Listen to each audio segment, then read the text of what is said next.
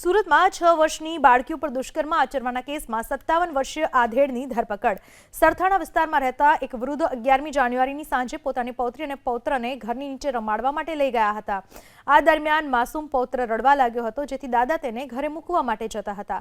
આ સમયે તેમના ઘર પાસે દુકાન ધરાવતા આરોપી વિનોદ અણઘણે દાદાને પોતાની વાતોમાં ભોળવ્યા અને તેની 6 વર્ષની દીકરીને દુકાને બેસાડી તેમના પુત્રને ઘરે મૂકવા જવા માટે જણાવ્યું, જેથી વૃદ્ધ દાદાએ તેમની વાતમાં આવી જઈ 6 વર્ષની દીકરીને વિનોદભાઈ દુકાને બેસાડી હતી।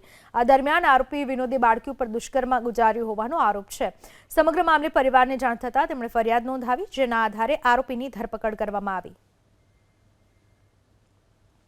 ये विगत ऐसी है कि एक जो नन्ही सी लड़की है जिसकी उम्र करीबन 6.5 से 7 साल है, उसको एक जो वृद्ध या फिर 57 साल का 57 साल का एक आदमी है, वो उसने उसके साथ छेड़ती और बलात्कार जैसे घटना को अंजाम दिया और उसके साथ जोर ज़बरदस्ती की, उसको लालच बहला फुसलाकर उसके साथ दुष्कर्म करने का प्रयास किया।